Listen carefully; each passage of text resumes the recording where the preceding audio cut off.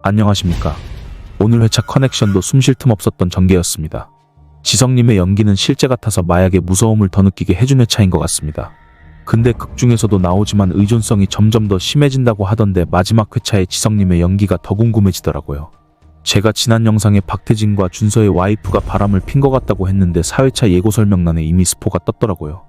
오윤서가 박태진과 준서 와이프의 불륜을 알아차린다고 말이죠. 오늘 회차에서 이명국이 싸늘한 시체로 7개월 만에 발견이 되었는데요. 오늘은 왜 이명국이 원종수를 배신을 하게 되었는지, 그리고 박태진과 준서 와이프는 어떤 식으로 설계를 했던 것인지 풀어보겠습니다. 좋아요는 무료입니다. 한번 해주세요. 그럼 오늘 이야기 바로 시작하겠습니다. 오늘 회차에서 많은 이야기가 있었죠? 이 레몬뽕이란 것이 의존성이 높고 단기간에 돈을 벌어들일 목적으로 하기 좋은 것 같다고 말이에요.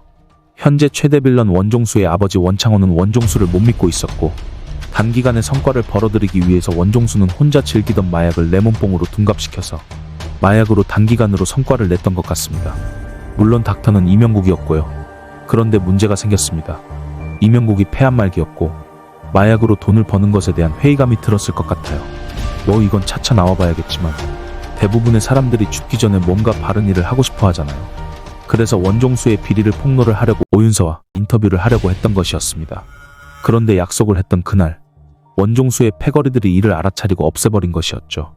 그렇기 때문에 준서 역시 이를 알고 있었고, 인물 설명란에 써있듯 준서는 선한 마음과 신망을 지녔기에 자신이 혹시 죽게 된다면 친구인 기자와 형사가 자신의 죽음의 단서가 될 이명국을 같이 보험 증여자로 넣어둔 것이었습니다.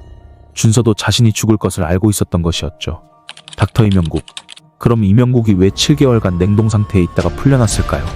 제가 생각하기엔 이 모든 설계는 역시 박태진입니다. 모든 정황은 다 맞물려 있는데요. 어떻게 된 것인지 설명을 드릴게요. 물론 뇌피셜이라 나중에 드라마 보시면 틀릴 수도 있지만 하나의 가설이라고 생각하시고 한번 봐주세요. 이명국은 실족사가 되었다고 했습니다. 물론 원종수가 얽혀 있었을 거예요. 당연하겠죠?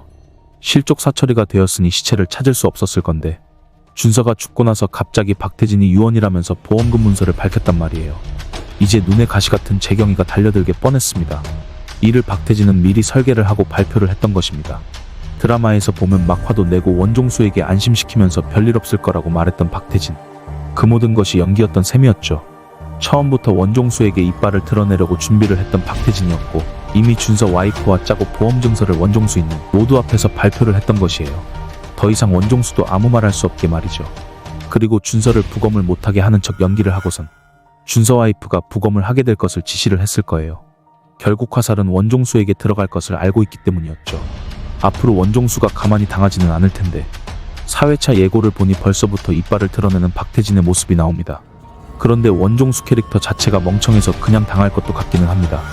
정리하자면 준서의 유언장은 애초에 박태진의 계획엔 없던 것인데, 막상 보고 나니 이처럼 원종수를 곤란하게 할 만한 것이 없기에 덥석 물어버린 것이라고 생각이 들었습니다.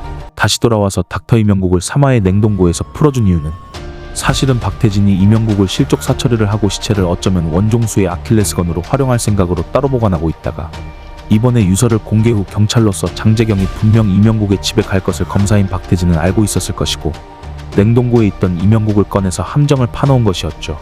장재경에게 마약을 준 인물로 박태진으로 보여집니다. 여기서 또 궁금증이 생깁니다. 그렇다면 원종수는 준서를 왜 죽인 것일까요? 준서는 모든 것을 되돌리겠다고 말을 재경이에게 10번을 했다고 나옵니다. 그 10번을 한 번도 받아주지 않은 재경이도 대단하죠. 준서는 자신이 부동산 중개업을 하면서 닥터에게 레몬뽕을 받아서 공급책을 도와줬을 것만 같습니다. 그러다가 회의감이 와서 재경이에게 털어놓으려 했지만 끝내 거절을 당했던 것이었죠. 원종수와 박태진의 마약 제작 그리고 유통을 털어놓으려고 오윤서와 약속을 해놓고 자신이 죽을 수도 있다는 생각에 보험을 미리 들어놓은 것입니다. 자신이 죽었을 때 보험금 때문에라도 악착같이 달려들 기자 오윤서와 자신이 죽었을 때 죄책감에서라도 악착같이 자살이 아님을 밝힐 경찰 장재경, 그리고 이 두 명이 단서로 활용할 이미 죽은 이명국까지 리스트에 넣어놓았던 것이었습니다. 재경이와 오윤서에게 마약에 관한 것을 발설을 하게 될 것을 걱정해서 결국 원종수는 준서를 죽인 것입니다. 현재 닥터 극 중에서 장재경이 레몬뽕 중독자들을 신문을 할 때 단서가 많이 나왔습니다. 레몬뽕은 점점 더 의존도가 심해지는데 최근에 레몬뽕을 구하기가 힘들었다고 말이에요.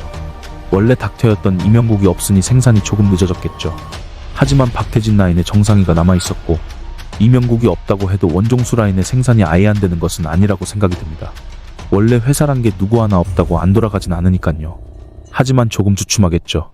그 틈을 박태진이 끼어들고 본격적인 레몬뽕 장사를 정상회와 같이 해서 단기간에 돈을 빨리 벌고 빠질 것이라고 생각이 듭니다. 오디오 파일. 에필로그에 어린 시절 준서와 오윤서, 장재경이 나왔는데 동아리실 이름이 오디오 파일로 적혀 있더라고요. 끝내 법인명을 동아리실 이름으로 오디오 파일이라고 올렸던 준서.